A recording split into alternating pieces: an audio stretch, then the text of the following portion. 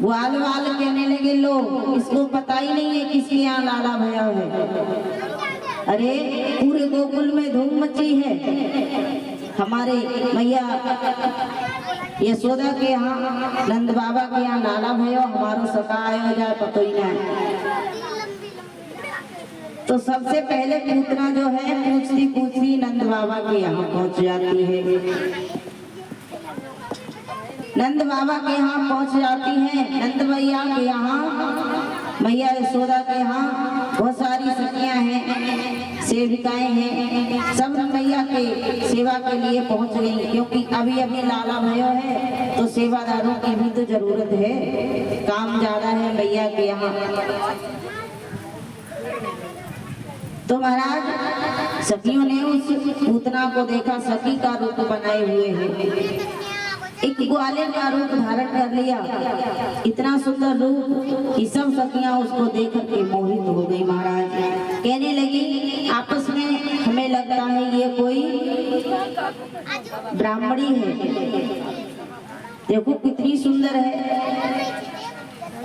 एक सखी कहने लगी बहन हमें ऐसे लगता है कि ये कोई देवलोक से आई है, देखो देवी की जैसी है, कितनी सुंदर है, हमारे यहाँ की तो है नहीं है।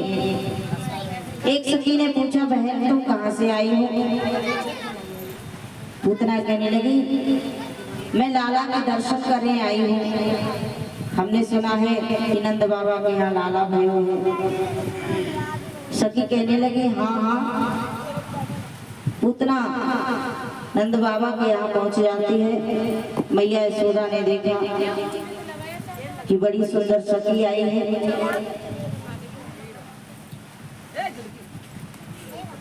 पूतना कहने लगी अरे मैया अपने लाला के दर्शन करागी?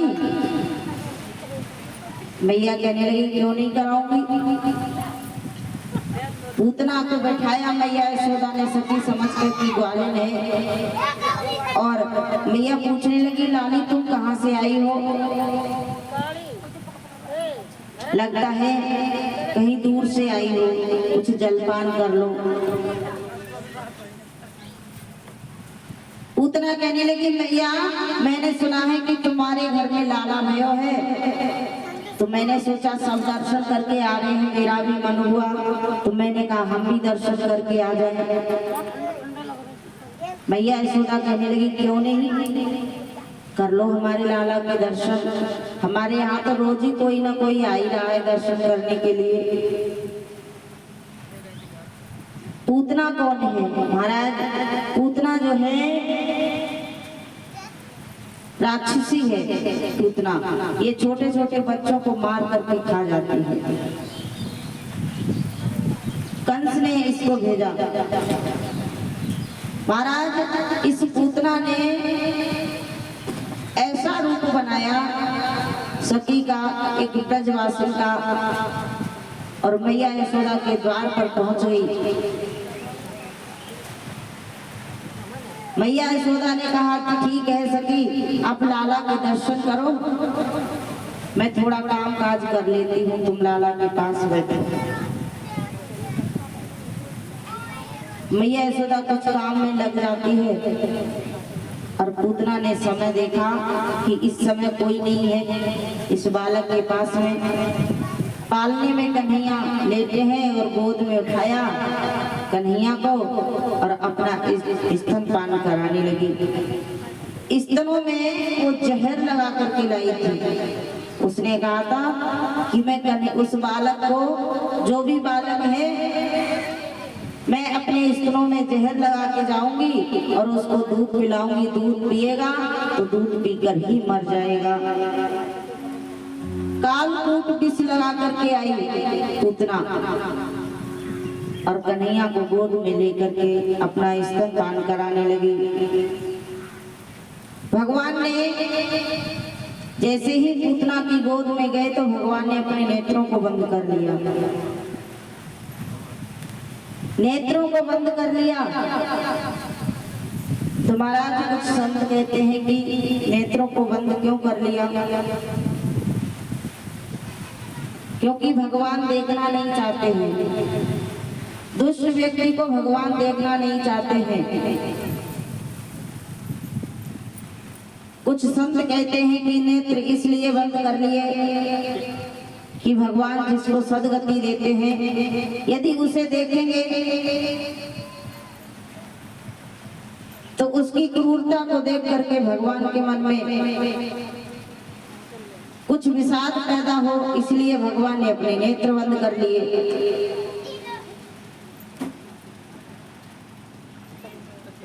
भगवान जिसको गति देने वाले हैं तो भगवान सहज में ही दे देते हैं।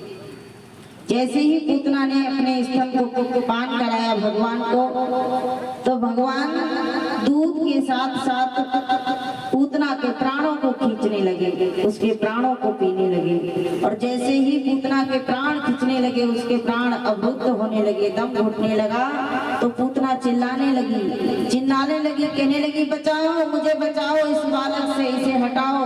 और अपने राक्षसी रूप में प्रकट हो जाती है। उस बालक को लेकर के छुड़ाने का बहुत कोशिश करती है, लेकिन नहीं छूटते, आकाश मार्ग से उड़ जाती है। और महाराज एक वन में गिरती है जाकर के धाम से, जहाँ पर पूतना गिरी वहाँ के सारे वृक्ष नष्ट हो जाते हैं। पूतना जब कृष्ण को लेकर के गई तो महाराज सारे ब्रजवासी उस पूतना के पीछे भागने लगे। मैया यशोदा रो करके पूतना के पीछे भागी, नंद बाबा सब ब्रजवासी भागने लगे लाला को बचाने के लिए। पूतना के पास इतनी लंबी चौड़ी पूतना, विशाल शरीर,